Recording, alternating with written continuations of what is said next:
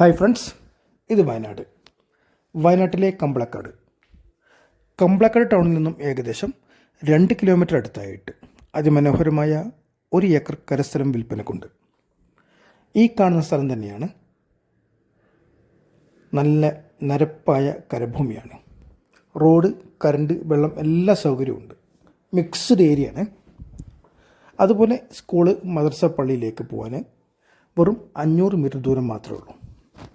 Bus റോഡിലേക്ക് വെറും 400 metre.